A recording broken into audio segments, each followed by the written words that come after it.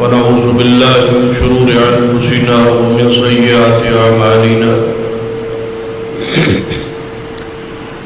من يهد الله فلا مضل له ومن يضلل فلا هادي له أشهد أن لا إله إلا الله وحده لا شريك له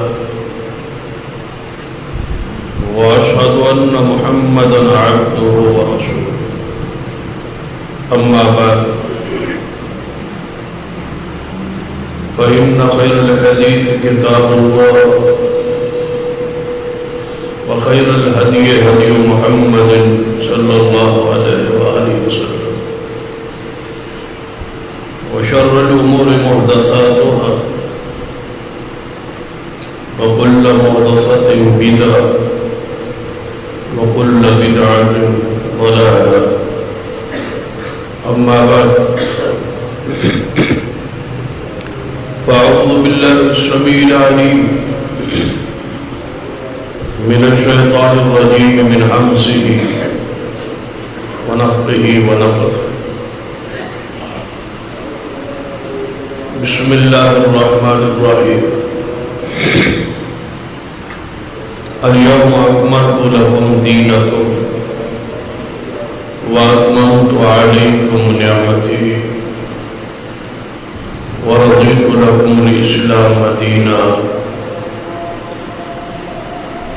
رب اشرح لي صدري ويسر لي أمري واحلل عقدة من لساني يفقهوا قولي رب زدني علما سبحان ربك رب العزة عما يصفون وسلام على المرسلين والحمد لله رب العالمين.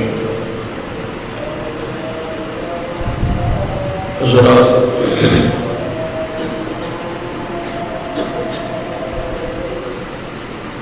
ماہ ربیع الاول شروع ہو چکا ہے.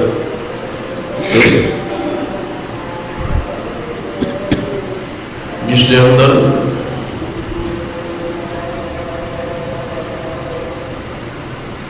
معروف اور تاریخی روایات کے مطابق نبی رحمت صلی اللہ علیہ وسلم کی ولادت باسعادت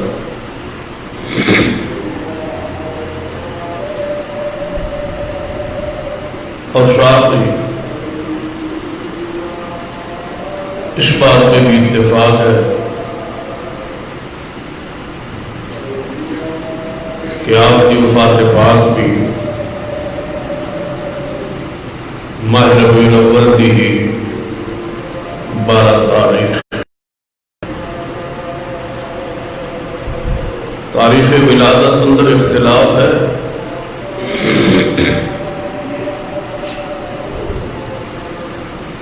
کہ 9 ربیع الاول ہے یا 12 ہے یا 17 ہے یا 2 ربیع الاول ہے، لیکن تاریخ وفات اندر اتفاق ہے کہ آپ کی وفات 12 ہوئی ہے.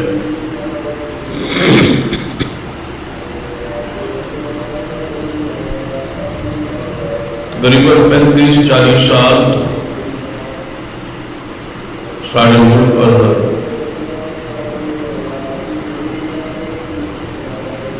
12 ربیع الاول تھے جو حیثیت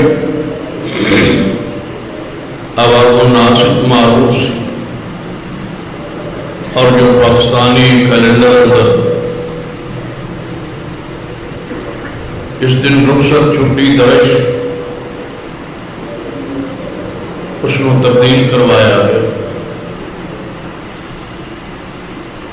عوام الناس کی بات معروف سی کہ 12 وفات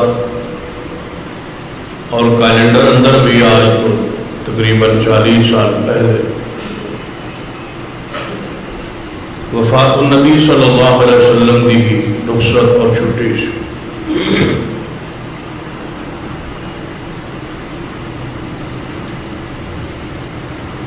لیکن اس کیلنڈر اندر تبدیلی کروائی اور لکھوایا گیا عید میلاد النبی صلی اللہ علیہ وسلم.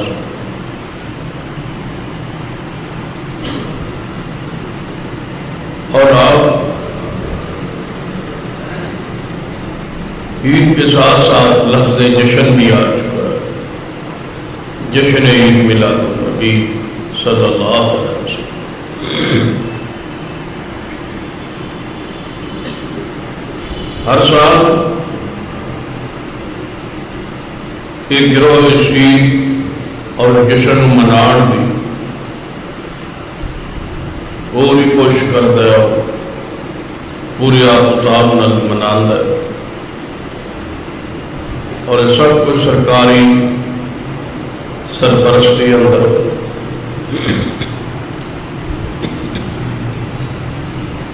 اس نے مقابل آج حدیث اس عقیدے اور منہج پر کھڑے ہیں کہ ایسا دن منانا نہ قرآن اندر ہے، نہ حدیث اندر ہے، اور نہ ہی اصحاب رسول نے کوئی ایسا دن منع ہے۔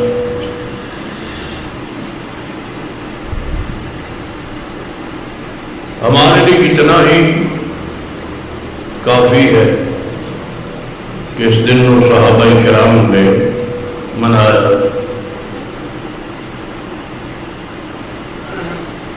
اگر اس دن کی کوئی مناٹ کی حیثیت یاد رکھی اسلام معروف ہوتی یا ذکر ہوتا تو آپ کی ولادت والی تاریخ اندر اختلاف نہ ہو۔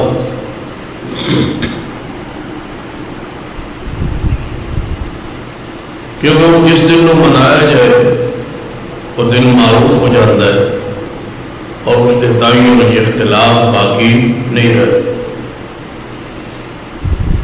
جس طرح عید الفطر ہے، عید الاضحیٰ ہے، ہر انسان کو پتہ ہے کہ جو ہی ماہ رمضان گزرے گا تو اگلے دن عید الفطر ہے، اور جو 10 ذی الحج ہوئے گی تو عید الاضحیٰ ہے۔ کیونکہ نبی علیہ السلام کو لے کے عید نو عید سمجھا جاتا سی، منایا جاتا سی، اور آج تک عید ہے۔ اگر 12 ربیع الاول نو عید صحابہ کرام کے زمانے اس نو منایا جاتا، اس کے احکام ہوتے، اس کے مسائل ہوتے، اس کے کوئی انداز ہوتا، کوئی منان کا طریقہ کار ہوتا۔ عید الفطر کیا ہے کہ خوشبو لگاؤ، اچھے کپڑے پہنو، کوئی چیز کھا لو، پھر تکبیرات کہو، پھر عیدگاہ جاؤ، تکبیرات کہتے رہو، پھر 2 رکعت نماز پڑھو، 12 تکبیرات شاید کہو، پھر امام کا خطبہ سنو، دعا شامل ہو جاؤ، پھر راستہ پلٹ کے واپس چلے جاؤ۔ یہ ہے عید الفطر، اور یہی تقریباً انداز ہے عید الاضحیٰ۔ اگر نبی علیہ السلام صحابہ کرام اس دن میں مناتے ہو، اس نے کوئی احکام، کوئی مسائل، کتب حدیث اندر اس نے کوئی ابواب بیان ہوتے، کس دن کپڑے پہنے جائے، خوشبو لگائی جائے، جلوس نکالا جائے، باہر نکلا جائے، چھڑیاں لگائی جائے، کوئی چونا بکیرا جائے، کچھ تذکرہ ہوتا۔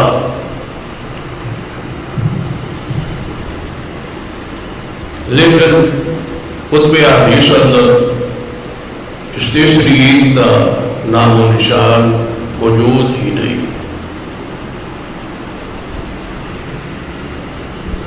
آخری دن یا اس عید کے اندر تناسب واقع کیوں ہوا؟ کیوں نہیں وہ ابواب دکھائے جاتے؟ کیوں نہیں وہ مسائل دکھائے جاتے؟ کیوں نہیں وہ احکامات دکھائے جاتے؟ کیوں نہیں وہ کتابیں پڑھ کے ہمارے سامنے رکھی جاتی؟ یہ ہے عید لکھی ہوئی جس کو تم نہیں منا۔ لیکن ایسی کوئی بات ہے ہی نہیں کتب حدیث۔ اور حیرانگی کی بات یہ ہے کہ اس عید اور اس جشن کو قرآن سے ثابت کرنے کی کوشش جاری ہے، جو آج تک تو کامیاب نہیں ہو سکتی، لیکن کوشش جاری ہے۔ مختلف احادیث، مختلف آیات، کچھ عقلی کچھ نقلی دلائل اکٹھے کر کے اس دن کو ثابت کرنے کی کوشش کی.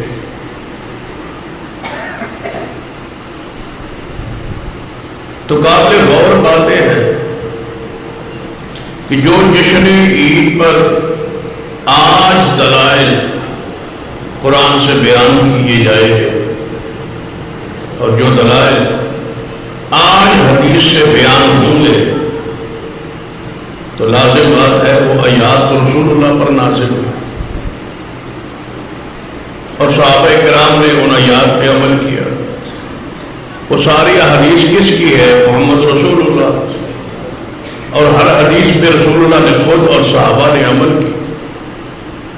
اگر ان آیات و حدیث سے یہ مسئلہ، یہ بدعت، یہ عید، یہ دن، یہ جشن، یہ انداز ثابت ہوتا تو صحابہ کرام اس نیکی سے پیچھے نہ رہتے. جو صحابہ حریص تھے، صحابہ نیکیوں میں حریص تھے، بڑھنے والے تھے، آگے بڑھنے والے تھے، پہل کرنے والے تھے. وہ نیکی کیسی ہے جو صحابہ کو سمجھ ہی نہیں آئی، صحابہ کے ذہن میں نہیں آئی، صحابہ کی علم میں نہیں آئی.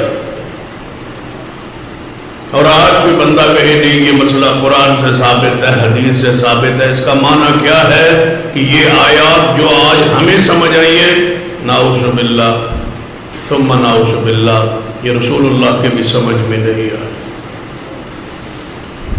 یہ صحابہ کرام کے سمجھ میں نہیں آئی. پھر کہاں وہ آج جائے گی پھر آمنوا بمثل ما آمنتم بہ فقد اہتدوا، کہ ایمان صحابہ جیسا ہو تب تم ہدایت یافتہ ہوگے جب ایمان صحابہ جیسا. یاد رکھیے قرآن مکمل ہے، دین مکمل ہے، حدیث مکمل ہے، اس کا فہم، اس کی سمجھ اور اس کا عمل بھی مکمل ہے. ہماری ذمہ داری قیامت تک اس فہم و سمجھ جو فہم صحابہ ہے اس پہ عمل کرنا ہے. نیا فہم قرآن و حدیث میں داخل کرنا ہمارے لیے جائز ہے. وہی فہم، وہی سمجھ، وہی قرآن پر عمل، وہی حدیث پر عمل جو محمد رسول اللہ صلی اللہ علیہ وسلم اور آپ کے صحابہ کر کے گئے، وہ دین ہے.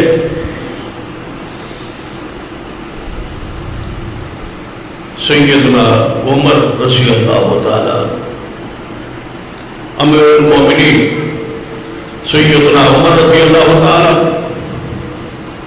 بیت اللہ اندر بیٹھے، ساتھ آپ نے شیبہ بن عثمان بن ابی طلحہ موجود. یہ شیبہ تابعی ہے اور اس کا باپ عثمان صحابی ہے، اور یہ وہ صحابی ہے جس کو رسول اللہ صلی اللہ علیہ وسلم نے بیت اللہ کی چابی دی تھی. یہ کنجی بردار تھا بیت اللہ کا، چابی اس کے پاس ہوتی تھی، عثمان کے پاس.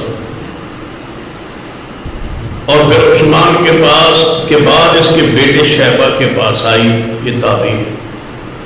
اور شیبہ کے بعد پھر اس کے بیٹے کے پاس، پھر اس کے بیٹے کے پاس، اسی طرح یہ آج تک چل رہی ہے.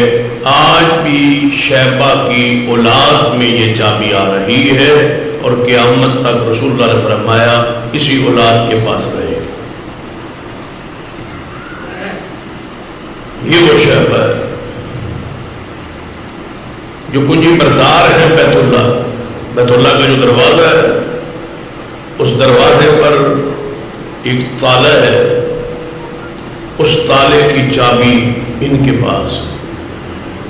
انہیں آج مکہ مکرمہ میں بنی شیبہ کہا جاتا، کیونکہ عثمان کو رسول اللہ نے دی تھی اور عثمان نے آگے اپنے بیٹے کو دی تھی. اور رسول اللہ نے فرمایا تھا جو تم سے چھینے گا چابی وہ ظالم ہوگا. یہ چابی میں محمد دے رہا ہوں اور قیامت تک تمہارے پاس رہے گی، اور آج تک ان کے پاس ہے. وہاں کا جو حاکم ہے شاہ سلمان یا محمد بن سلمان، وہ بھی داخل نہیں ہو سکتے بیت اللہ کے اندر جب تک یہ شخص چابی نہ لے آئے.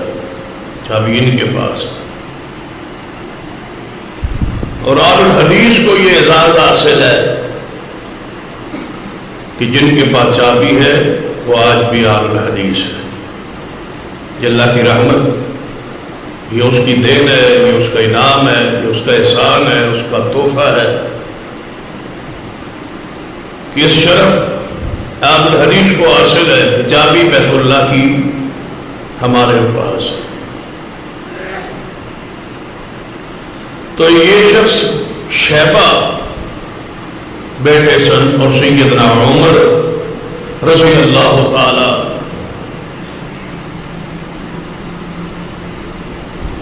مجلس لگی تو سیدنا عمر رضی اللہ تعالیٰ نے اپنی خواہش کا چاہت کا اظہار کیتا اور فرمایا کہ جو بیت اللہ ہے، بیت اللہ کے نیچے خزانے دفن ہیں، سونا اور چاندی، بہت سارے خزانے۔ بعض روایات میں کچھ اس طرح بھی ہے کہ اگر بیت اللہ کے نیچے جتنے خزانے ہیں ان کو نکال دیا جائے تو قیامت تک ساری دنیا کھاتی رہے لیکن وہ خزانے ختم نہ ہو۔ تو سیدنا عمر رضی اللہ تعالیٰ اپنی خواہش کا اظہار کی کہ میرا جی چاہتا ہے میں بیت اللہ کو کھود کے نیچے سے خزانے نکالوں اور خزانے نکال کے غریبوں میں، لوگوں میں سارا سونا تقسیم کر دو۔ تو شیبہ بولے، فرمایا امیر المومنین یہ آپ کی خواہش ہے، یہ آپ کی چاہت ہے، لیکن میں پوچھتا ہوں جو کام نبی علیہ السلام اور ابو بکر نے نہیں کیا وہ آپ کر کیسے سکتے ہیں؟ جو کام رسول اللہ نے نہیں کیا، وہ بکر نے نہیں کیا، وہ آپ کیسے کریں گے؟ سیدنا عمر نے فرمایا ہاں شہبہ تو نے سچ کہا، وہی ہستیاں دو تھیں جن کے پیچھے چلنا ہمارے لیے خیر ہے۔ آج اصحاب رسول کی گستاخی ہوئی، پوری اہل سنت قوم اکٹھی تھی، سارے مسالے اکٹھے ہیں اور اکٹھے تھے اس مسئلے پر کہ صحابہ کی توہین برداشت نہیں ہے۔ لیکن صحابہ کرام کا منہج جو ہے، جو عقیدہ ہے، جو اعمال ہے، ان کو کون دے گا؟ صحابہ کرام کے منہج کو دیکھیے، عقیدے کو دیکھیے، عمل کو دیکھیے۔ اور 12 ربیع الاول کو پڑھنا ہے، اس پورے دن کو پڑھنا ہے تو صدیق کے جن کا ذکر کئی جمعے سے خطبہ سے جاری، ان کی سیرت کی روشنی میں سمجھیے، ان کے الفاظ، ان کے خطبے کی روشنی سمجھیے کہ 12 ربیع الاول کیسے گزرے تھی صدیق رضی اللہ تعالیٰ اور دیگر اصحاب رسول۔ ہم بدعت کی اتنی مذمت کیوں کرتے؟ یاد رکھیے شرک کے ساتھ جڑا ہوا دوسرا گناہ جو ہے وہ بدعت۔ اللہ کی ذات و صفات میں کسی کو شریک کرنا یہ شرک ہے، اور مصطفیٰ کی اطاعت میں کوئی نمبر عمل داخل کرنا یہ شرک فی الرسالت ہے۔ یہ رسول اللہ کا حق ہے کہ ان کی سنت پر عمل کیا جائے، اور اس کے مقابلے میں بدعت کو کھڑ لینا یہ حق رسول پر ہاتھ مارنا۔ رسول اللہ کا حق ہے، یہ ان کی شان ہے، یہ ان کا مقام ہے کہ ان کی سنت کی پیروی کی جائے، اتباع کی جائے، اور ان کی سنت کو چھوڑ کے بدعت کے راستے کو اختیار نہ کی۔ وہ سیدنا عمر کی ہی دوسری روایت جو بڑی مشہور ہے، صحیح بخاری میں، کہ آپ بیت اللہ کا طواف کر رہے تھے، حجر اسود کی تقبیل، حجر اسود کے بوسے کی باری آئی تو کیا فرمایا؟ تو مشہور ہے۔ اس مشہور حدیث کا معنی یہ ہے، اس سے ایک پیغام، ایک اصول، ایک ضابطہ آپ کے سامنے رکھنے کی کوشش کر۔ فرمایا ہے حجر اسود، کون خطاب کر رہے ہیں؟ عمر رضی اللہ عنہ۔ اے حجر اسود، میں جانتا ہوں تو ایک پتھر ہے اور تو نفع نقصان کا مالک نہیں. میں تجھے کبھی بوسہ نہ دیتا اگر میں نے تجھے بوسہ دیتے ہوئے رسول اللہ کو دیکھا نہ ہوتا. یہاں ایک اصول ہے حدیث میں کہ اگر رسول اللہ بوسہ نہ دیتے اور میں ویکھیا نہ ہوتا تو میں تو مجھے بوسہ نہ دیتے. رسول اللہ نے یہ کام نہ کیا ہوتا اور میں آتا اور بیت اللہ کا طواف کرتا اور تجھے بوسہ کبھی نہ دیتا اگر میں رسول اللہ کو بوسہ دیتے ہوئے نہ دیکھتا. کیا مان سمجھا رہے سینہ عمر کہ وہ کام نہیں کرتے جو رسول اللہ نے نہیں کی. یہ سنت ترقیہ ہے, اسے سنت ترقیہ کہتے. سنت ترقیہ کا معنی ہے کہ وقت تھا, ماحول تھا, ضرورت تھی, لیکن رسول اللہ نے نہیں کیا. اس کا مطلب ہے وہ کام کرنا جائز نہیں. بار ربیع الاول رسول اللہ کی زندگی میں آئے 62 مرتبہ. آپ کی زندگی میں 40 سال نبوت سے پہلے اور 22 سال اس کے بعد. آخری سال تو آپ کی وفات پاک ہوئی اور وفات بھی اس وقت ہوئی سورج چڑھ گیا تھا. جس طرح ناشتے کا وقت ہوتا ہے جس وقت یہاں جلوس شروع ہوتا ہے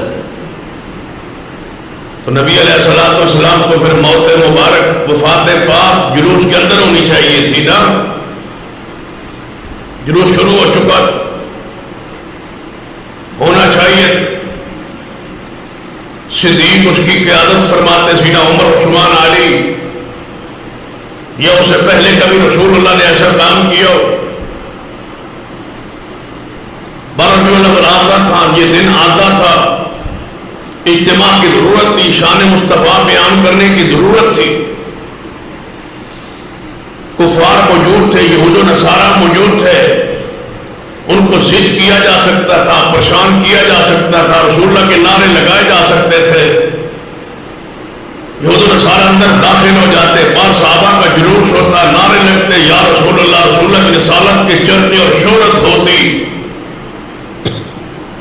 آج تو عام جگہوں پہ عام طرف سے گزر جاتے ہیں.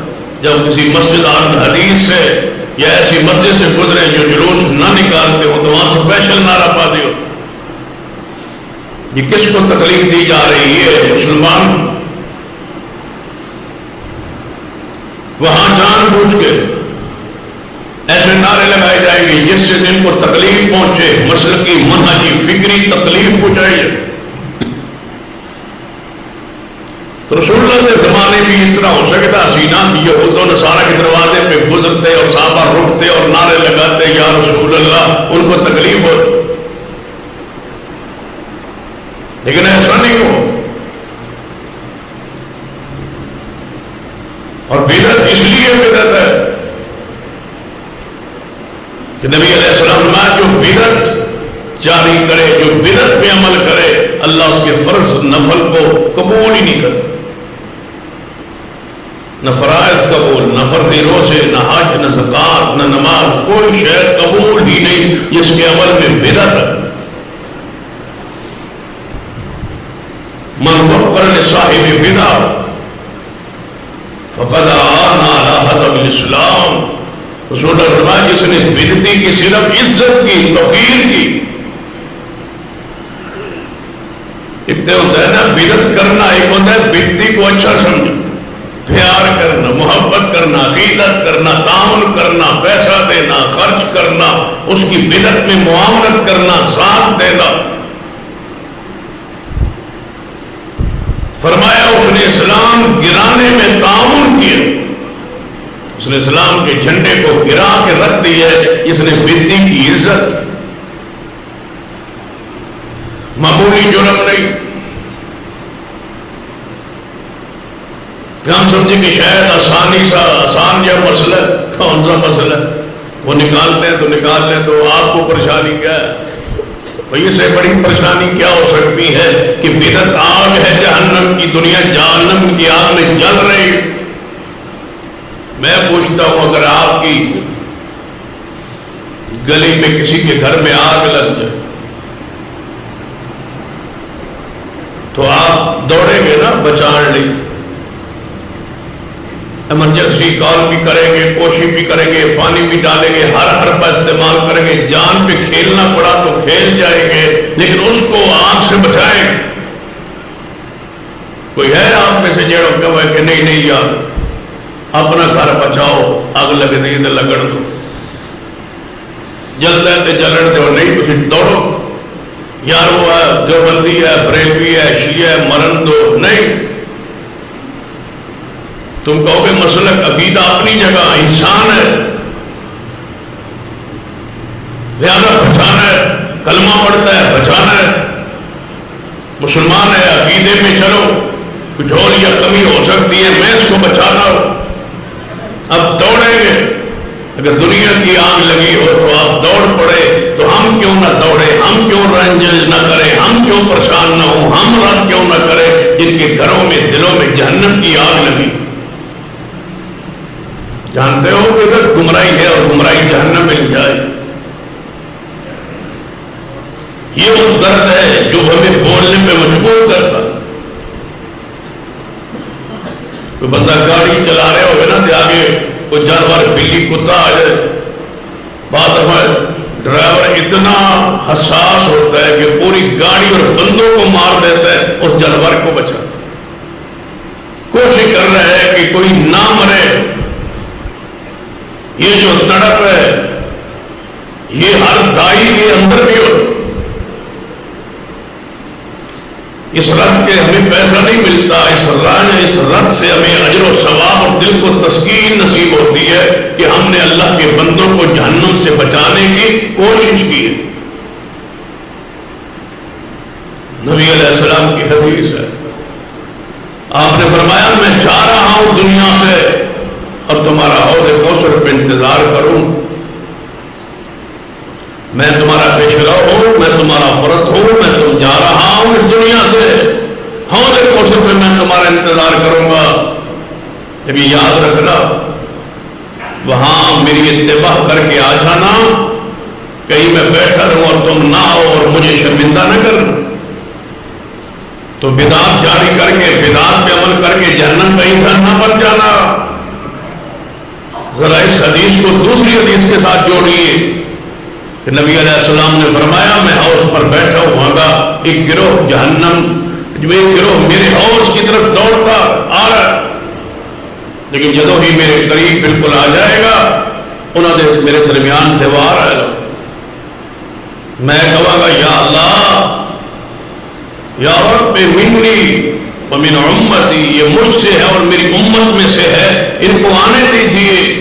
آواز آئے گی انک لا تدری ما احدث بعدک، محبوب آپ نہیں جانتے یہ تمہاری یہ امت کے بدعتی لوگ ہیں جو تمہارے آنے کے بعد تمہاری سنت کو چھوڑ بیٹھے تھے اور بدعت کرتے تھے.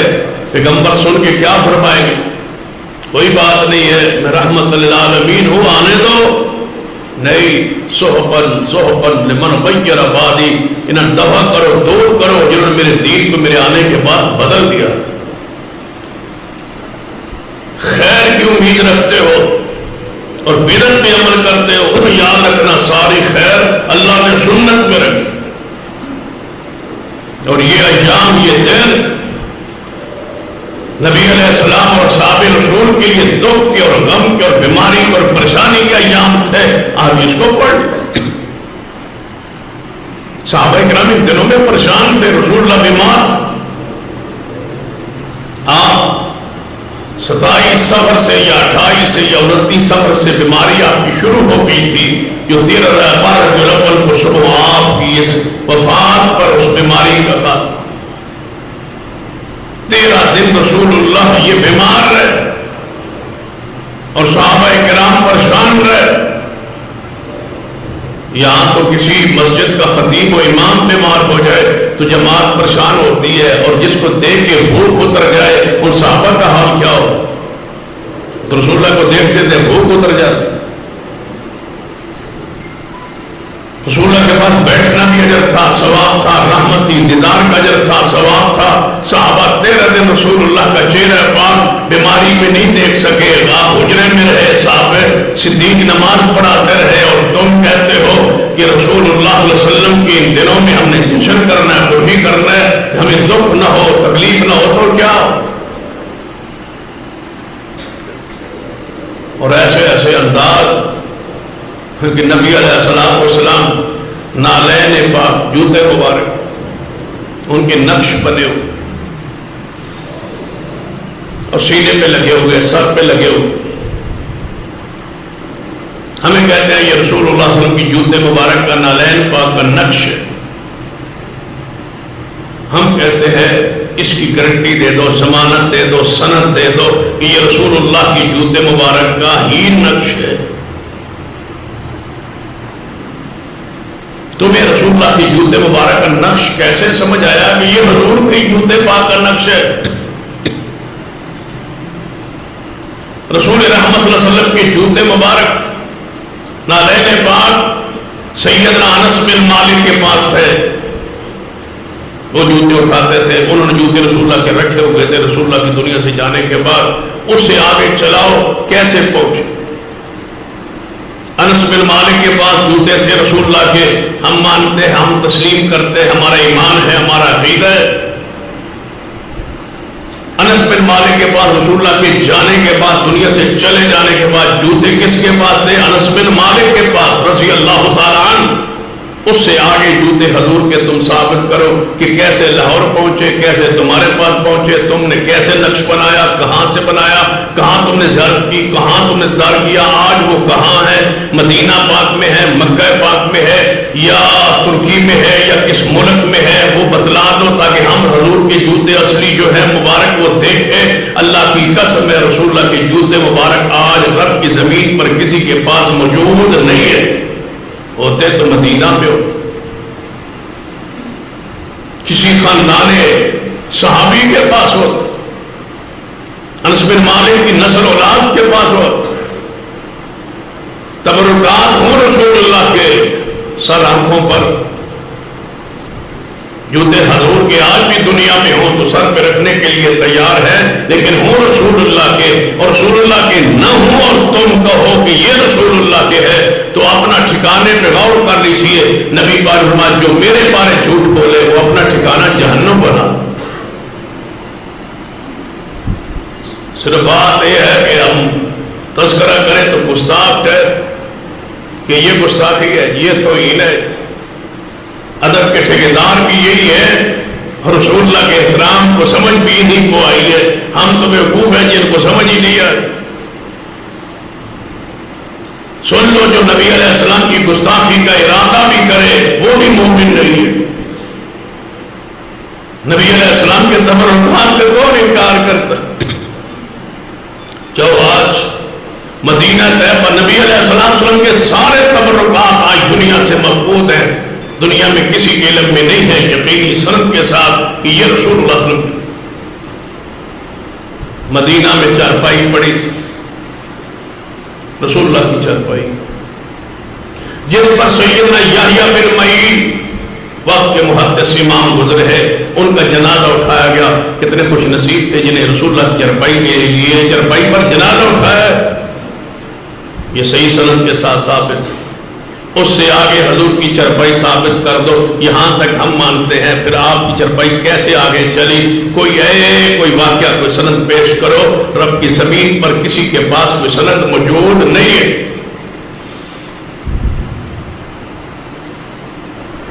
نبی علیہ السلام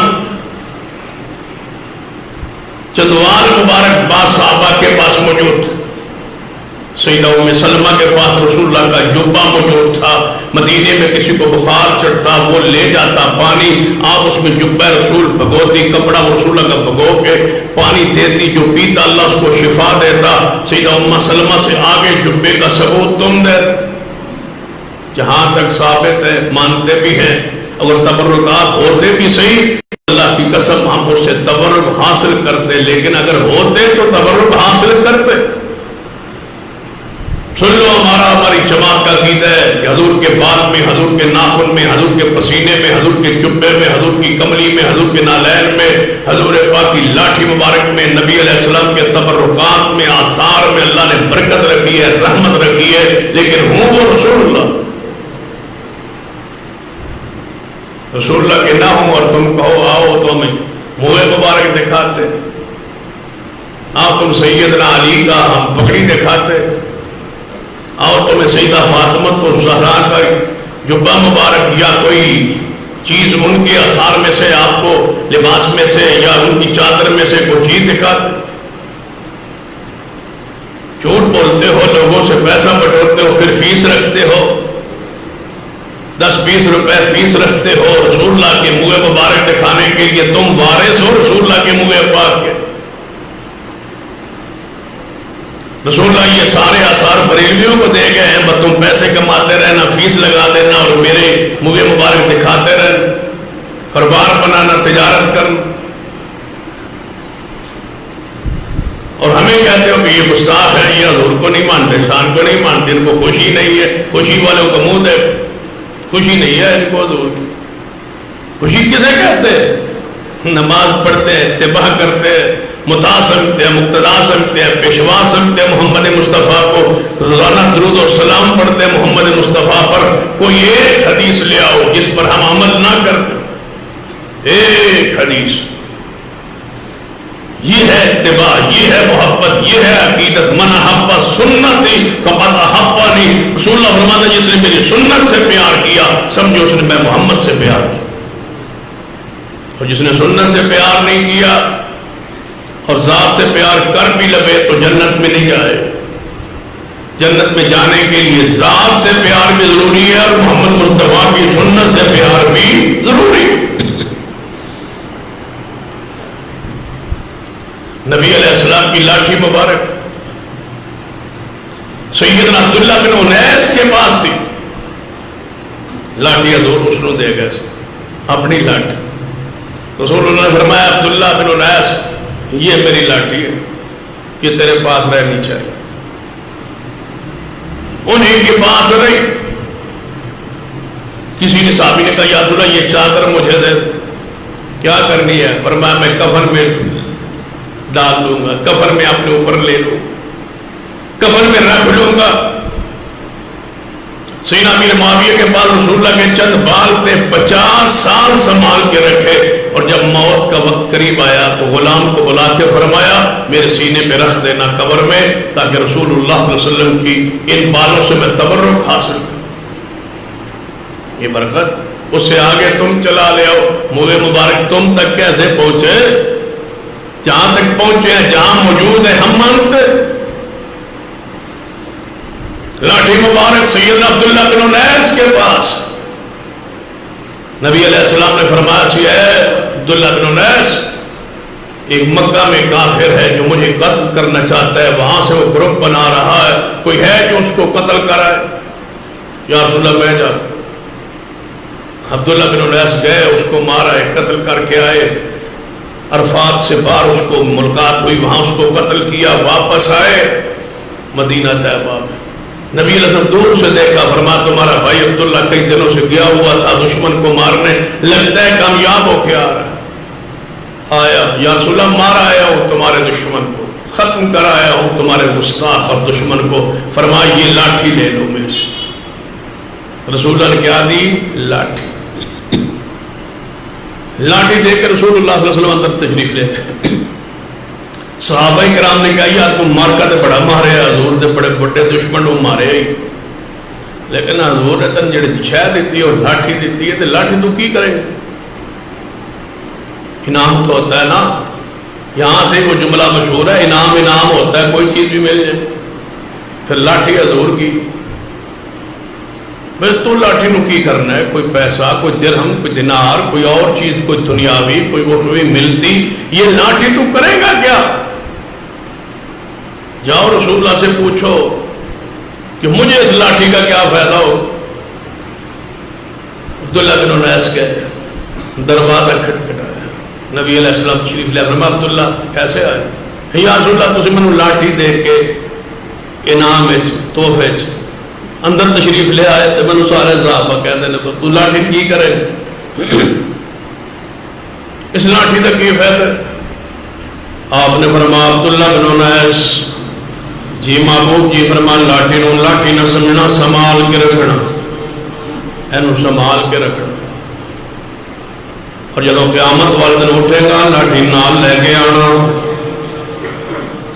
جب قیامت اٹھے گا لاٹھی نال لے کے آنا پھر محبوب جی فرما تیرے ہاتھ لاٹھی ہوئے گی میں دوروں پہچان لاواں گا عبداللہ بن انیس آ رہے ہیں میں پورے اجتماع میں سے دور سے پہچان تجھے بلاؤں گا اس کو میں لاٹھی دی نشانی دیا اس کو ذرا میرے قریب کر دو اس کو آنے دو آگے قیمت سمجھ آ گئی لاٹھی کی جی ہاں یا رسول عبداللہ بن انیس رضی اللہ عنہ رات ہوتی یا دن ہوتا سفر ہوتا یا حضر ہوتا لاٹھی ساتھ رکھتے رات کو چرپائی کے اوپر ساتھ رکھ کے سوتے کہ لاٹھی ضائع نہ ہو جائے قیامت والے دن وہ نشانی نہ ہو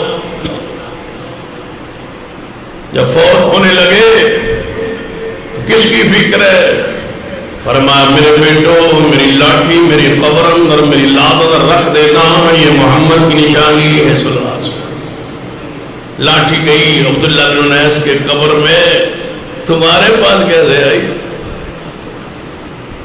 تم آج دکھاتے پھرتے ہو کہ ہمارے پاس لاٹھی ہے ہمارے پاس جھک ہے ہمارے پاس پگڑی ہے ہمارے پاس دستار ہے ہمارے پاس نالین ہے بڑے سیاڑے ہو تو ہم سارا کچھ کی تو لگ گئے تمہارے بڑوں کو بیت اللہ میں مکے میں مدینے میں داخل نہیں ہونے دیتے تم چرا کے لے آئے ہو کہاں سے لے آئے ہو کیسے ملا ہے تمہیں وہ تو تمہیں پسند ہی نہیں کرتے تمہیں ملا کیسے پورے ماہ ربیع الاول میں تبرکات کا چرچا ہوتا ہے فلاں شہر میں آج تبرکات فلاں شہر میں آج تبرکات فلاں کا جگہ زیارت ہوگی فلاں جگہ زیارت ہوگی تمہارے نصیبے میں یہی ہے کہ تم خود بناؤ خود گراؤ اور خود دکھاؤ اور پیسے کماؤ جب یہ اصلی نہیں ہے تو پھر بنائے پہاڑیاں مصنوعی بنائی روضہ پاک بنائے کتنی چیزیں ہیں ہم ساڑھے روڈ پہ تو پھر خاص کر بنائی جاتی پہاڑیاں غار ہرا غار سور شام کو بنی ہوتی ہیں رات کو دیکھ رہے ہوتے ہیں سویرے پھر وہ نہیں ہوتی پھر وہ توڑ دیتے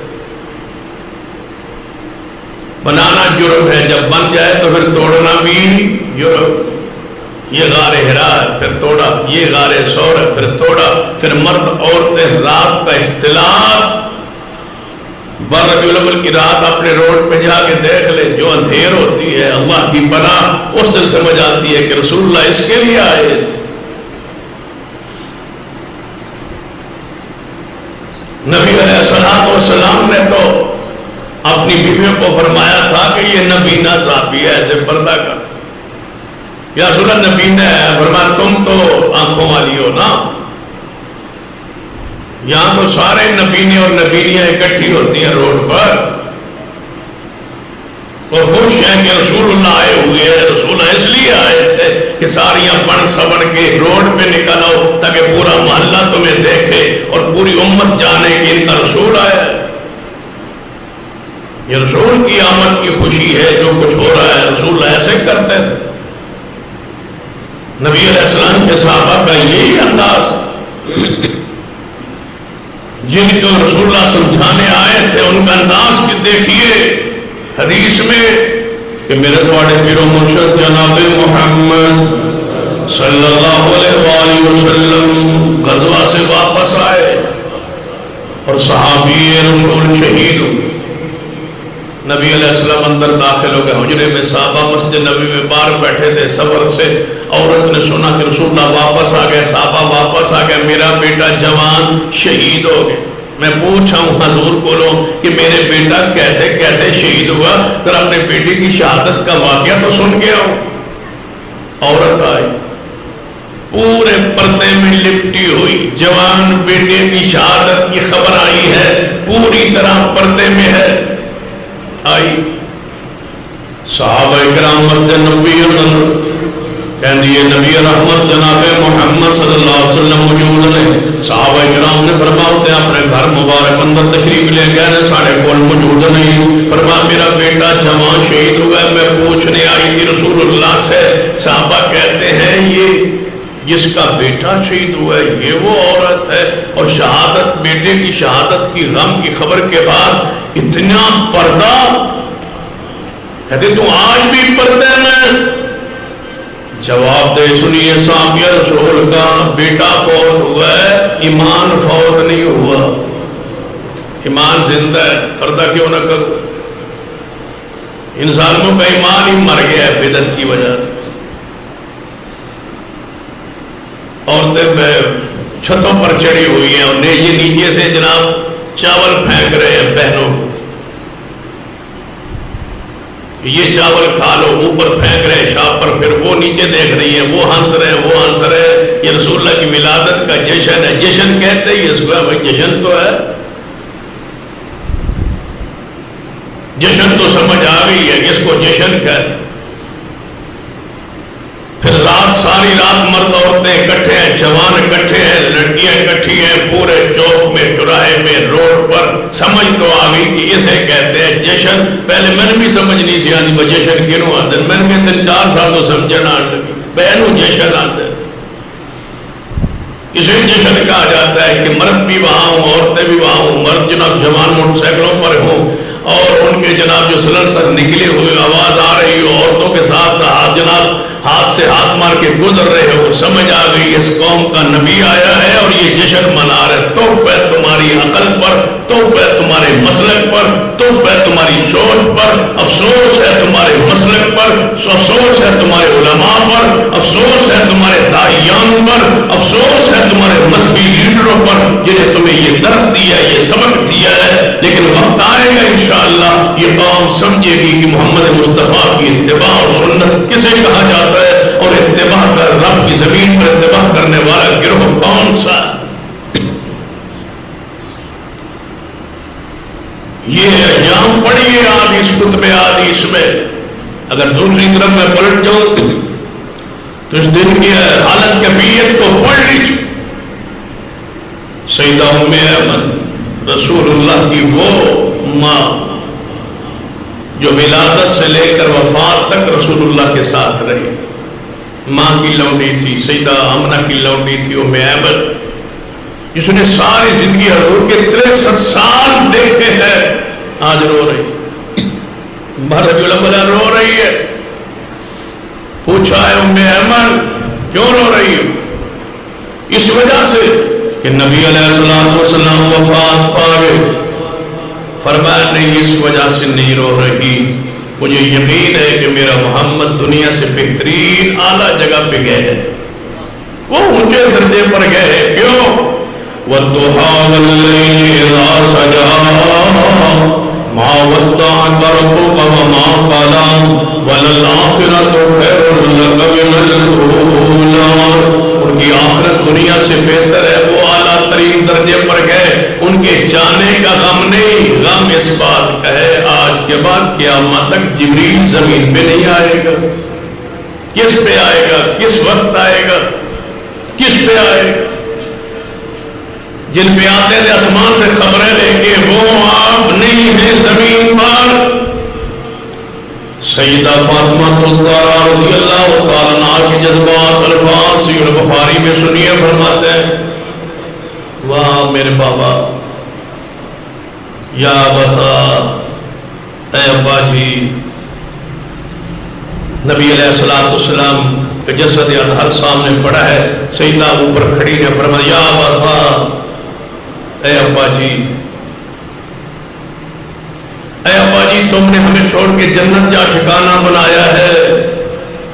یا بتا اے ابا جی, میں جبریل کو پیغام دیتی ہوں زمین پہ نہ آنا, محمد مصطفیٰ موجود نہیں ہے. یا بتا اے ابا جی, تمہاری تکلیف, تمہاری پریشانی, تمہاری حالت کیفیت یہ سیدہ فاطمہ تو ذرا بیان کر رہی ہے. سیدنا علی کے جذبات سنیے, 12 ربیع الاول کی جذبات سیدنا علی رضی اللہ تعالیٰ نبی علیہ السلام کو غسل دے رہے، ساتھ آپ کے جسم کو دبا رہے، میت کے جسم کو دبایا جاتا ہے تاکہ پیٹ میں کوئی چیز ہو تو وہ خارج ہو جائے۔ جب پیٹ مبارک کو دبایا گیا تو کچھ بھی خارج نہ ہوا، تو فرمایا محبوب تمہاری زندگی بھی پاک تھی، تمہاری تو موت بھی پاک ہے۔ اگر آپ نے منع نہ کیا ہوتا تو علی رو رو کے دنیا کو بتاتا کہ کسی پیارے کے جانے پر کتنا رویا جاتا ہے، لیکن اس لیے نہیں ہوتا کہ آپ نے ہی منع کیا ہے۔ یہ 12 ربیع الاول سیدنا علی کی ہے۔ 12 ربیع الاول سیدنا عمر کی پڑھیے، سیدنا عمر رضی اللہ تعالیٰ عنہ اپنے جذبات ہوش کھو بیٹھے اور فرمایا واللہ ما مات رسول اللہ، اللہ کی قسم رسول اللہ فوت نہیں ہوئے، جو کہے گا تو اس کی گردن اڑا دوں گا۔ یہ حالت عمر ہے۔ پورے مدینے میں اندھیرا چھایا ہوا ہے، کسی صحابی فرماتے ہیں کسی کو دوسرے کا ہاتھ آنکھوں پانی سے آنسوں سے بھری ہوئی ہے، اندھیرا ہے، یہاں روشنیاں ہیں وہاں اندھیرا ہے، یہاں لائٹیں ہیں وہاں اندھیرا چھایا ہوا ہے، دن دہاڑے اندھیرا ہے مدینہ طیبہ میں۔ سیدہ عائشہ فرماتی ہے اگر یہ غم دنوں پہ آئے دن راتیں بن جائے، پہاڑوں پہ آئے پہاڑ ریزہ ریزہ ہو جائیں، یہ امی عائشہ کا 12 ربیع الاول ہے۔ سیدہ فاطمہ تو زہرا رسول اللہ کی وفات کے بعد 6 مہینے زندہ رہی، کسی عورت نے بھی فاطمہ تو زہرا کو مسکراتے نہیں دیکھا۔ یہ 12 ربیع الاول کے بعد 6 مہینے سیدہ فاطمہ تو زہرا کے حسن و حسین تو رسول اللہ کی چرپائی کے پائے پکڑ کے لپٹے ہوئے ہیں رسول اللہ کے ساتھ۔ یہ 12 ربیع الاول ہے، تم جشن میں ہو، ہم اس کیفیت پہ۔ گزشتہ سے پچھلے سال سارے علماء ڈی سی او صاحب کے پاس بیٹھے، کمیٹی کا ربیع الاول کی مناسبت سے اجلاس، تو مجھے کہا گیا کہ آپ ہر نے اپنے اپنے جذبات کا وہاں اظہار کیا۔ میں نے کہا 10 محرم کا انداز کچھ اور ہوتا ہے، 12 کا کچھ اور ہوتا ہے۔ 10 محرم کو جلوس حسین ہوتا ہے رضی اللہ تعالیٰ، لیکن وہاں غم کی کیفیت ہے، اس لیے کہ حسین ابن علی شہید ہوئے، ہمارے ہاں بھی شہید ہوئے اور شہادت کا یہی دن ہے۔ دیوبند کے ہاں بھی شہید ہوئے سیدنا حسین، ان کی شہادت کا یہی دن ہے۔ بریلویوں کے ہاں بھی سیدنا حسین شہید ہوئے، ان کی شہادت کا دن یہی ہے۔ شیعہ کے ہاں بھی شہید ہوئے، ان کی شہادت کا دن یہی ہے۔ شہادت پر بھی اتفاق ہے، دن پر بھی اتفاق ہے، وقت پر بھی اتفاق ہے، صرف شہادت کے منانے کے انداز پر اختلاف ہے۔ وہ اپنے انداز سے مناتے ہیں، ہم اپنے انداز کو رکھتے ہیں، چلو وہ گزر جائے، ہم بھی غم میں ہیں، دکھ میں ہیں، یہ بھی غم اور دکھ میں ہے، ان کے منانے کا انداز اپنا ہے، ہمارے منانے کا انداز اپنا ہے۔ لیکن یہاں معاملہ الٹ ہے، ان کے نزدیک رسول اللہ پیدا ہوئے، ہمارے نزدیک اس دن رسول اللہ فوت ہوئے، یہ درجہ خوشی میں اچھل رہے ہیں، ہمارے لیے غم کا، دکھ کا، پریشانی کا دن ہے، ہمارے جذبات کو کیوں مجروح کیا جاتا؟ ڈی سی او صاحب کہنے لگے ان کی نزدیک ولادت ہے تو ان کو خوشی تو ہوگی، میں نے کہا ہمارے نزدیک وفات ہے، ہمیں غم تو ہوگا۔ تو جس کی گروہ کو غم ہو اس کے ساتھ ایسے کرتے، اور سن لو ہمارا عقیدہ، ساری دنیا کی موت کا غم ایک طرف، اکیلے مصطفیٰ کی موت کا غم ایک طرف۔ اس دن ہمیں ضد کیا جائے، پریشان کیا جائے، جس دن پوری امت مسلمہ اس غم اور پریشانی میں ہے کہ آج کے دن رسول اللہ دنیا سے گئے اور صحابہ کرام رو رہے تھے۔ کسی ایک صحابی کے منہ میں، چہرے پر تم مسکراہٹ دکھا دو، ہم تمہیں منہ مانگا انعام دیں گے، اور ہم ہر صحابی کی آنکھوں سے آنسو دکھا سکتے ہیں۔ آئیے جن سے صحابہ رو رہے تھے، تم کیا کر رہے ہو؟ سب سے بڑے آنسو دکھاؤں سیدنا ابو بکر صدیق کے رضی اللہ تعالیٰ عنہ. بخاری کی حدیث ہے، اپنے گھر گئے ہوئے تھے، واپس پلٹے، کسی نے راستے میں بتایا صدیق رسول اللہ تھے فوت. فرمایا ابھی میں مل کے گیا تھا تو فوت ہو، جلدی سے آئے. سواری سے اترے، سیدھا نبی علیہ السلام کے حجرہ پاک میں داخل ہو گئے. نبی علیہ السلام کی میت مبارک سے چادر ہٹائی، چادر ہٹا کے ماتھے کا بوسہ دیا. بخاری میں صدیق رو پڑے، آنکھوں کے آنسو محمد کے چہرے پہ گر رہے ہیں. کس کے؟ صدیق. فرما ماں جی تمہاری موت پکیزہ جس طرح زندگی پکیزہ تھی، تم سے دو موتیں نہیں آئیں گی، جو اللہ نے لکھی تھی وہ موت آ گئی. روتے روتے باہر نکلے، دیکھا مسجد نبوی میں قرآن مچا ہوا. سیدنا صدیق رضی اللہ عنہ سیدھا ممبر پہ چڑھ گئے. یہ ہے وہ صدیق رضی اللہ تعالیٰ عنہ جن امت کو سنبھالا دیا ہے. آج کون حوصلے کے ساتھ امت کو سنبھالے سوائے صدیق رضی اللہ تعالیٰ عنہ کے. آپ ممبر پہ چڑھے، دو بار ارشاد فرما عمر تلوار نیام میں ڈالو، چپ کر جاؤ، بیٹھ جاؤ. سیدنا عمر بات ہی نہیں سن رہے. سیدنا صدیق رضی اللہ تعالیٰ نے اللہ کی حمد و ثنا بیان کرنے کے بعد فرمایا اما بعد، الحمد اللہ کی حمد بیان کر کے جب یہ الفاظ فرمایا اما بعد، سیدنا عمر نے رک کے تلوار نیام میں ڈالی. صحابہ پر سکتہ طاری ہے. آج تاریخی خطبہ صدیق بیان کر رہے ہیں، اس لیے میں کہا کرتا ہوں کہ محمد مصطفیٰ کے بعد نمبر صدیق کا ہے. آج اور خطبہ دینے کے لیے، سہارا دینے کے لیے کوئی نہیں چڑھا ممبر پر. سیدنا علی پریشان ہے، رو رہے ہیں. حسنین کریمین رو رہے ہیں. فاطمہ الزہرا غم میں ہے، عباس غم میں ہے، عبداللہ بن عباس غم میں ہے. عمر عثمان اپنے جذبات کے اندر جناب عجیب کیفیت میں ہے کہ ہوش و حواس پوری طرح کام نہیں کر رہے. پوری امت کو آج سنبھالا دیا ہے تو اکیلے شخص نے اپنے جسم پہ وجود پر قابو رکھا ہے تو اکیلے شخص نے وہ سیدنا صدیق ہے ممبر پہ چڑھے، روئے پیسے، جذبات کا اظہار بھی کیا اور اما بات کہہ کے فرمایا من کان منکم یعبد اللہ فإن اللہ حی لا یموت ومن کان منکم یعبد محمدا فإن محمدا قد مات. لوگوں سن لو، جو تم میں سے اللہ کی پوجا کرتا تھا اس کا اللہ زندہ ہے. محمد مصطفیٰ مشکل کشان نہیں، حاجت روا نہیں، نفع نقصان کے مالک نہیں، سجدے کے لائق نہیں، عبادت کے لائق نہیں. یہ ہے محمد الرسول اللہ. اللہ ہمارا زندہ ہے، دین ہمارا موجود ہے اور مصطفیٰ علیہ السلام دنیا سے جا چکے، وفات پا چکے. ساتھ فرمایا میرے ساتھیو صحابہ، تم نے آیات قرآنیہ پہ غور نہیں کیا. انک میت وانہم میتون. دوسری آیت پڑھی وما محمد الا رسول قد خلت من قبلہ الرسل افئن مات او قتل انقلبتم علی اعقابکم ومن ينقلب على عقبيه فلن يضر الله شيئا وسيجزي الله الشاكرين. دونوں آیات بڑی صحابہ فرماتے سیدنا عمر مجھے ایسے لگتا تھا یہ ابھی آیات آسمان سے اتر رہی ہے. صحابہ کو حوصلے مل گئے، صحابہ اکرام سمجھ گئے، صحابہ کی زبان سے جاری ہو گیا انک میت وانہم میتون. چلو پیغمبر کو غسل دیا جائے، غسل پاک کا انتظام کیا جائے. وہ سارے انتظامات ہوئے. یہ ہے کہ 12 ربیع الاول، یہ ہے 13 اور 14 ربیع الاول کہ پیغمبر کی میت پاک کا دیدار ہو رہا، جسد اطہر کا دیدار ہو رہا، صاحب اندر جا رہے دیدار ہو رہا. پھر سیدنا علی و فضل بن عباس و سیدنا عباس نے غسل پاک کا انتظام کیا. غسل دینے کے بعد لحد پاک والی قبر کھودی گئی، قبر کے اندر محبوب کو دفن کیا گیا.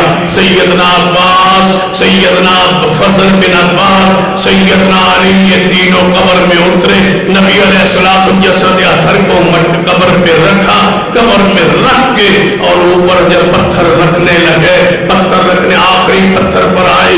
سیدنا مغیرہ بن شعبہ فرماتے ہیں اے علی جی مغیرہ بن شعبہ وہ دیکھو نبی علیہ السلام کے پاؤں مبارک کا باندھ نہیں کھولا آپ نے. فرمایا میرے ہاتھ میں تو پتھر ہے، تم نیچے اتر آؤ۔ مغیرہ بن شعبہ نیچے اترے، قبر پاک میں نبی علیہ السلام کے پاؤں مبارک کے وہ طرف کفن کا بند کھولا اور پیغمبر کی تلیوں کو پیروں کو ہاتھ لگا کے فرما لوگوں گواہ رہنا جس بندے نے محبوب کی جسد کو آخری ہاتھ لگایا ہے وہ مغیرہ بن شعبہ ہے۔ میرے ہاتھ لگ گئے، مجھے یہ احساس مل گیا، مٹی مبارک ڈال دی گئی، قبر مبارک بنا دی گئی۔ قبر بنا کے باہر حجرے میں آئے، سیدہ فاطمہ کو ذرا بولی اے پیغمبر کے صحابہ انس، جی فاطمہ تو ذرا ڈالا ہوں مٹی اس شخص پر جس پر تم تو گرد و غبار بھی نہیں پڑنے دیتے تھے، آج مٹی ڈالا ہو؟ فرمایا ہاں فاطمہ، ہاں فاطمہ، اس کے بغیر چارہ گزارا نہیں ہے۔ یہ ربیع الاول صحابہ کا تھا، یہ ربیع الاول مومنین کا تھا، یہ ربیع الاول صحابہ کرام کا تھا۔ اب کہو، اب پڑھو کہ نثار تیری چہل پہل پہ ہزاروں عید ربیع الاول سوائے ابلیس کے جہاں میں سبھی خوشیاں منا رہے ہیں۔ اب فیصلہ کرو کہ کیا کر رہے ہو، کیا کہہ رہے ہو، کیا شعر پڑھ رہے ہو کہ سوائے ابلیس کے سبھی خوشیاں منا رہے ہیں۔ مدینہ دیکھو، فاطمہ الزہرا کو دیکھو، سیدہ عائشہ کو دیکھو، ابو بکر عمر عثمان کو دیکھو، یہ خوشیوں میں نہیں ہے۔ تمہارا شعر کہاں تک جا رہا ہے؟ کون کون اس کی زد میں آ رہا ہے؟ ہمارے غصے میں صحابہ کو معاف کر دو، ہمارے غصے میں ہم پہ غصہ نکالو، صحابہ کو معاف کر دو، ہم پہ ناراض ہو جاؤ، صحابہ کو معاف کر دو۔ صحابہ کرام، تابعین، تبع تابعین، محدثین، ائمہ کرام، سب کو ایک ہی جملے میں سوائے ابلیس کے سبھی جہاں میں خوشیاں منا رہے ہیں۔ میں کہتا ہوں پورے مدینے میں سارے صحابہ پریشان تھے، دکھی تھے، بے غم میں تھے، آنسو میں تھے۔ ابلیس تھا جو خوش تھا، جو چھلانگیں مار رہا تھا، اچھل رہا تھا، کود رہا تھا اور بھاگا بھاگا پھر رہا تھا اور کہہ رہا تھا کہ رسول اللہ فوت ہو۔ وہ خوش تھا، صحابہ غم میں تھے۔ کہیں ایسا نہ ہو کہ اس شعر میں تم سارے سلف صالحین کو برا کہہ دو، نعوذ باللہ۔ یہ ہے وہ ربیع الاول جس کا تصور اسلام میں ہے، دین میں ہے، شریعت میں ہے، احادیث میں ہے، تاریخ میں ہے، صحابہ کے منہج اور عقیدے میں ہے۔ اللہ ہمیں اسی پہ زندہ رکھے، اسی پر موت دے۔ اقول قولی ھذا واستغفر اللہ لی ولکم ولسائر المسلمین وآخر دعوانا الحمد للہ رب العالمین۔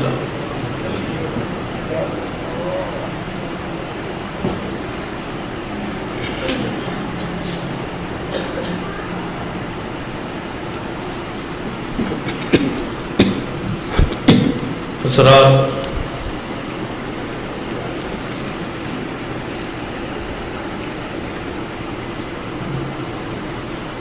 اعلان سماعت فرمائی کہ انشاءاللہ پرسوں 23 چک پاکتا والا جہاں ہر سال جو ہے وہ سیرت النبی صلی اللہ علیہ وسلم کے عنوان سے کانفرنس ہوتی ہے، اس سال انشاءاللہ پرسوں اتوار کو 25 اکتوبر کو ہوگی۔ اب آپ سے گزارش ہے کہ اس تاریخ ساز کانفرنس میں ضرور شرکت فرمائے، جو جماعت کی انتہائی پرانی اور اہم کانفرنسوں میں سے کانفرنس ہے، اس میں سارے احباب تشریف لے جائیں۔ دوسرا اعلان ایک مسجد کے جگہ کے حوالے سے ہے، اس پہ تھوڑی سی غور کرنے، توجہ کرنے کی گزارش کروں گا۔ یہ میرے دوست ہیں منور صاحب، جو کافی عرصہ میرے ساتھ بطور گارڈ رہے۔ جب گورنمنٹ کی طرف سے میرے ساتھ گارڈ ہوتا تھا سرکاری، تو یہ میرے ساتھ کچھ عرصہ رہے، بلکہ سب سے زیادہ عرصہ ڈیوٹی انہی کی میرے ساتھ رہی۔ تو اس وقت یہ عالم الحدیث ہوئے، اور اب ماشاءاللہ داڑھی شاڑھی سجائی ہے چہرے پر۔ حالانکہ پولیس والوں کے لیے داڑھی تھوڑی سی مشکل ہوتی ہے۔ تو ان کے گاؤں میں مسجد اہل حدیث نہیں ہے۔ 92 موڑ وچ کے درمیان ایک قصبہ ہے ملک وال جسے کہتے ہیں۔ یہ 92 موڑ جو ہے وچ سے پہلے قصبہ ہے ملک وال، 88 چک کے ساتھ ملکہ یہ گاؤں ہے بستی۔ وہاں انہوں نے مسجد کے لیے کافی سالوں سے مل کے پیچھے لگا ہوا تھا کہ وہاں مسجد بنائے، مسجد شروع کرے۔ تو انہوں نے ایک کنال جگہ کی میرے کافی اصرار کے بعد وہاں سے خریدی ہے 1 کنال۔ تو لازم بات ہے، یہ تو گورنمنٹ کے ملازم ہے، اسی پہ گزارا ہے، وہ پیسے تو ادا نہیں کر سکتے، اور وہاں جماعت نہیں ہے 1-2 ساتھیوں کے علاوہ، تو وہاں جماعت کی تیاری کے لیے ضروری تھا کہ وہاں مسجد قائم ہو، تو مسجد کی جگہ انہوں نے خرید لی ہے۔ وہ 1 کنال ملی ہے 3,60,000، پوری کنال 3,60,000 کی ملی ہے، اور وہ پیسے ادا انہوں نے کرنے ہیں اور دینے ہم نے ہیں۔ تو آپ سے گزارش ہے کہ اس مسجد کی زمین میں آپ بھرپور حصہ ڈالیں۔ تقریباً 15-20 دن پہلے ان کا سودا ہو چکا تھا، لیکن میں چونکہ گزشتہ جمعے نہیں تھا تو اس جمعے کا ان کا وعدہ تھا، تو میں نے کہا آئندہ جمعے پہ آپ 23 والے جمعے پہ آ جائے تو وہاں انشاءاللہ اعلان کریں گے، اور مجھے امید ہے کہ یہ جماعت انشاءاللہ یہ پیسے کر دے گی۔ تقریباً 18,000 روپے ایک مرلے کا ہے، 20 مرلے ہیں، اگر 20 بندے ایک مرلہ اپنے ذمہ لے لیں تو وہاں مسجد کھڑی ہو سکتی ہے۔ ٹوٹل 20 بندے ایسے جمعے میں موجود ہیں انشاءاللہ جو ایک مرلہ لے سکتے ہیں اپنے ذمہ۔ 18,000 کا مرلہ ہے، غالباً 3,60,000 اس کی غالباً کل قیمت ہے، اور اگر آپ کوشش کریں، محبت کریں، پیار کریں تو اس زمین جو قیامت تک مسجد رہے گی، مسجد کا حصہ رہے گی، آپ کے لیے صدقہ جاریہ بن جائے گی، اور یہی مال بچے گا، یہی محفوظ رہے گا، یہی ذخیرہ بنے گا، یہی جنت کے داخلے کا سبب بنے گا۔